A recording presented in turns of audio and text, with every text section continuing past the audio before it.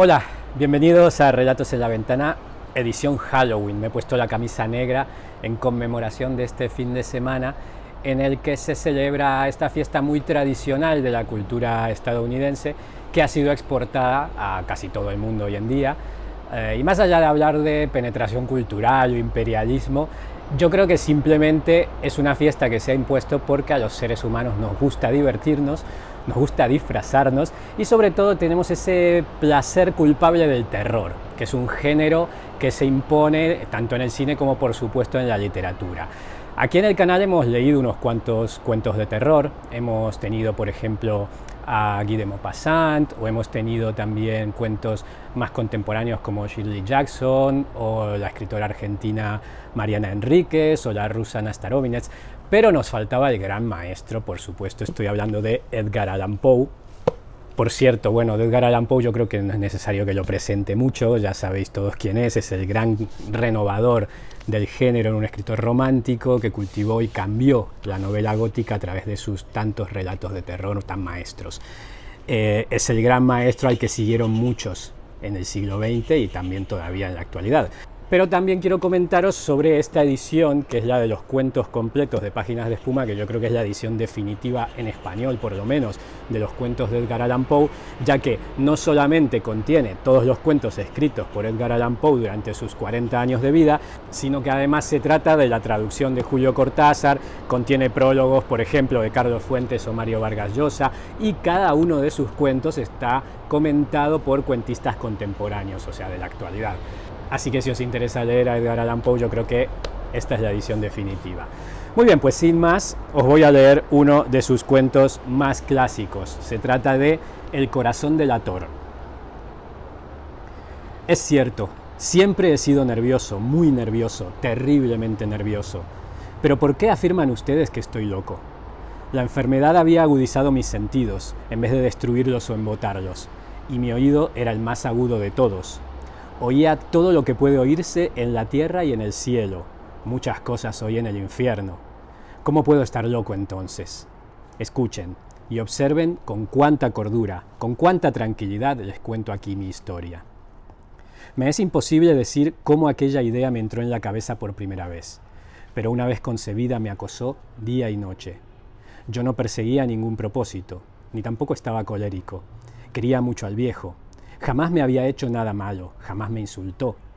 Su dinero no me interesaba. Me parece que fue su ojo. Sí, eso fue. Tenía un ojo semejante al de un buitre, un ojo celeste y velado por una tela. Cada vez que lo clavaba en mí se me helaba la sangre. Y así, poco a poco, muy gradualmente, me fui decidiendo a matar al viejo y librarme de aquel ojo para siempre. Presten atención ahora. Ustedes me toman por loco. Pero los locos no saben nada. En cambio, si hubieran podido verme, si hubieran podido ver con qué habilidad procedí, con qué cuidado, con qué previsión, con qué disimulo me puse a la obra. Jamás fui más amable con el viejo que la semana antes de matarlo.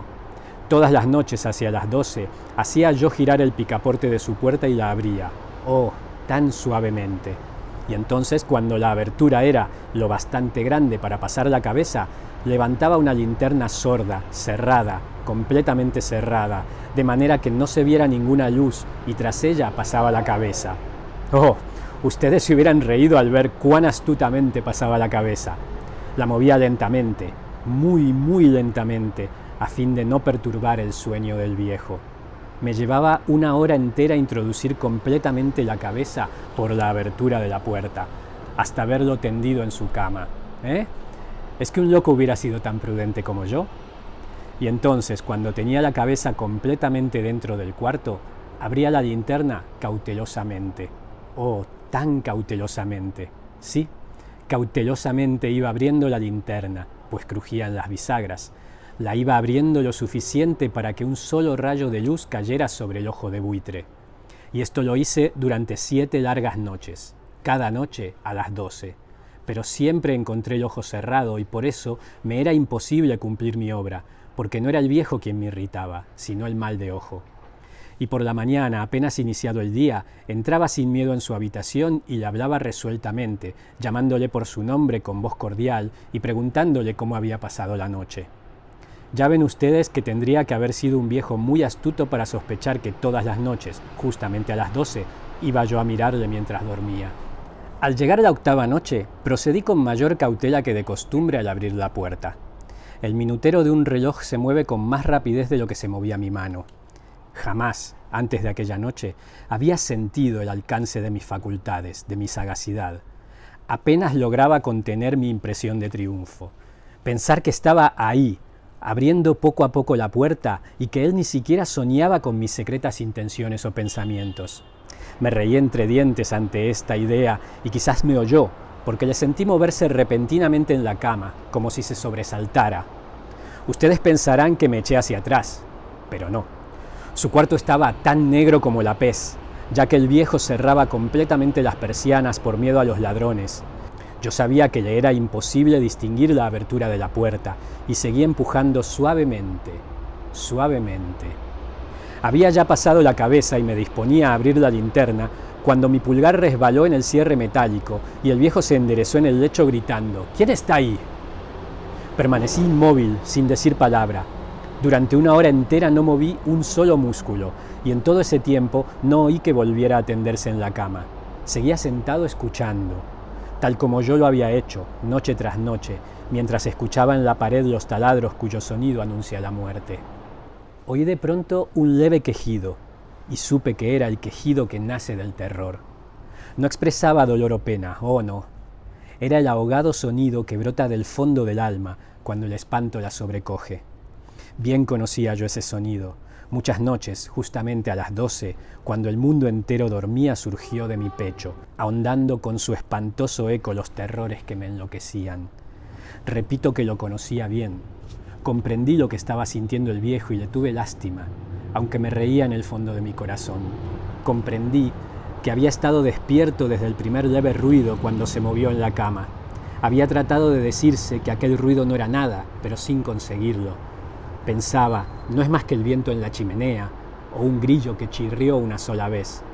Sí, había tratado de darse ánimo con esas suposiciones, pero todo era en vano.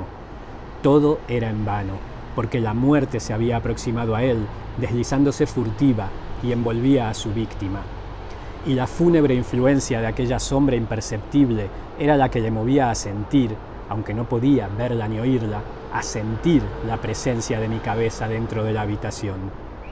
Después de haber esperado largo tiempo, con toda paciencia, sin oír que volviera a acostarse, resolví abrir una pequeñísima ranura en la linterna. Así lo hice.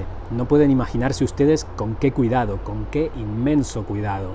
Hasta que un fino rayo de luz, semejante al hilo de la araña, brotó de la ranura y cayó de lleno sobre el ojo de buitre. Estaba abierto de par en par, y yo empecé a enfurecerme mientras le miraba. Le vi con toda claridad, de un azul apagado y con aquella horrible tela que me helaba hasta el tuétano. Pero no podía ver nada de la cara o del cuerpo del viejo, pues como movido por un instinto, había orientado el haz de luz exactamente hacia el punto maldito. ¿No les he dicho ya que lo que toman erradamente por locura es solo una excesiva agudeza de los sentidos? En aquel momento llegó a mis oídos un resonar apagado y presuroso, como el que podría hacer un reloj envuelto en algodón. Aquel sonido también me era familiar. Era el latir del corazón del viejo. Aumentó aún más mi furia, tal como el redoblar de un tambor estimula el coraje de un soldado. Pero incluso entonces me contuve y seguí callado. Apenas si respiraba. Sostenía la linterna de modo que no se moviera, tratando de mantener con toda la firmeza posible el haz de luz sobre el ojo. Entretanto, el infernal latir del corazón iba en aumento. Se hacía cada vez más rápido, cada vez más fuerte, momento a momento. El espanto del viejo tenía que ser terrible, cada vez más fuerte, más fuerte. ¿Me siguen ustedes con atención? Les he dicho que soy nervioso, sí, lo soy. Y ahora, a medianoche, en el terrible silencio de aquella antigua casa, un resonar tan extraño como aquel me llenó de un horror incontrolable. Sin embargo, me contuve todavía algunos minutos y permanecí inmóvil. Pero el latido crecía cada vez más fuerte, más fuerte. Me pareció que aquel corazón iba a estallar, y una nueva ansiedad se apoderó de mí. Algún vecino podía escuchar aquel sonido. La hora del viejo había sonado. Lanzando un alarido, abrí del todo la linterna y me precipité en la habitación. El viejo clamó una vez, nada más que una vez. Me bastó un segundo para arrojarla al suelo y echarla encima el pesado colchón. Sonreí alegremente al ver lo fácil que me había resultado todo. Pero durante varios minutos el corazón siguió latiendo con un sonido ahogado. Claro que no me preocupaba, pues nadie podría escucharlo a través de las paredes. Cesó por fin de latir. El viejo había muerto. Levanté el colchón y examiné el cadáver. Sí, estaba muerto, completamente muerto. Apoyé la mano sobre el corazón y la mantuve así largo tiempo. No se sentía el menor latido. El viejo estaba bien muerto. Su ojo no volvería a molestarme. Si ustedes continúan tomándome por loco, dejarán de hacerlo cuando les describa las astutas precauciones que adopté para esconder el cadáver. La noche avanzaba mientras yo cumplía mi trabajo con rapidez, pero en silencio. Ante todo, descuarticé el cadáver. Le corté la cabeza, brazos y piernas. Levanté luego 3 planchas del piso de la habitación y escondí los restos en el hueco. Volví a colocar los tablones con tanta habilidad que ningún ojo humano, ni siquiera el suyo, hubiera podido advertir la menor diferencia. No había nada que lavar, ninguna mancha, ningún rastro de sangre. Yo era demasiado precavido para eso. Una cuba había recogido todo. Cuando hube terminado mi tarea eran las 4 de la madrugada, pero seguía tan oscuro como a medianoche.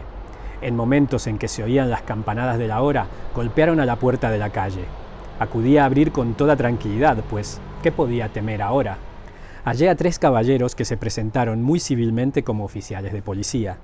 Durante la noche, un vecino había escuchado un alarido, por lo cual se sospechaba la posibilidad de algún atentado. Al recibir este informe en el puesto de policía, habían comisionado a los 3 agentes para que registraran el lugar. Sonreí, pues, ¿qué tenía que temer? Di la bienvenida a los oficiales y les expliqué que yo había lanzado aquel grito durante una pesadilla. Les hice saber que el viejo se había ausentado a la campaña. Llevé a los visitantes a recorrer la casa y los invité a que revisaran bien. Finalmente acabé conduciéndolos a la habitación del muerto. Les mostré sus caudales intactos y cómo cada cosa se hallaba en su lugar. En el entusiasmo de mis confidencias, traje sillas a la habitación y pedí a los 3 caballeros que descansaran allí de su fatiga, mientras yo mismo, con la audacia de mi perfecto triunfo, colocaba mi silla en el exacto punto bajo el cual reposaba el cadáver de mi víctima. Los oficiales se sentían satisfechos. Mis modales los habían convencido. Por mi parte, me hallaba perfectamente cómodo. Sentáronse y hablaron de cosas comunes, mientras yo les contestaba con animación. Mas al cabo de un rato, empecé a notar que me ponía pálido y deseé que se marcharan. Me dolía la cabeza y creía percibir un zumbido en los oídos, pero los policías continuaban sentados y charlando. El zumbido se hizo más intenso, seguía resonando y era cada vez más intenso. Hablé en voz muy alta para librarme de esa sensación, pero continuaba lo mismo y se iba haciendo cada vez más clara, hasta que al fin me di cuenta de que aquel sonido no se producía dentro de mis oídos. Sin duda, debí de ponerme muy pálido, pero seguía hablando con creciente soltura y levantando mucho la voz. Empero, el sonido aumentaba, ¿y qué podía yo? Era un resonar apagado y presuroso, un sonido como el que podría hacer un reloj envuelto en algodón. Yo jadeaba tratando de recobrar el aliento y sin embargo los policías no habían oído nada. Hablé con mayor rapidez, con vehemencia, pero el sonido crecía continuamente. Me puse en pie y discutí sobre insignificancias en voz muy alta y con violentas gesticulaciones, pero el sonido crecía continuamente. ¿Por qué no se iban? Anduve de un lado a otro, a grandes pasos, como si las observaciones de aquellos hombres me enfurecieran, pero el sonido crecía continuamente. Oh Dios, ¿qué podía hacer yo? Lancé espumarajos de rabia, maldije, juré. Balanceando la silla sobre la cual me había sentado, raspé con ellas las tablas del piso, pero el sonido sobrepujaba a todos los otros y crecía sin cesar. Más alto, más alto, más alto. Y entre tanto los hombres seguían charlando plácidamente y sonriendo. ¿Era posible que no oyeran? ¡Santo Dios! ¡No! ¡No! Claro que oían y que sospechaban. ¡Sabían! Y se estaban burlando de mi horror.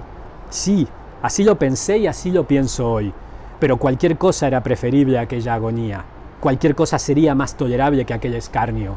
No podía soportar más tiempo sus sonrisas hipócritas. Sentí que tenía que gritar o morir, y entonces, otra vez, escuchen, más fuerte, más fuerte, más fuerte, más fuerte. Basta ya de fingir malvados, aullé. Confieso que lo maté. Levanten esos tablones. Ahí, donde está latiendo su horrible corazón. Este es el relato El corazón delator de Edgar Allan Poe. Espero que os haya gustado.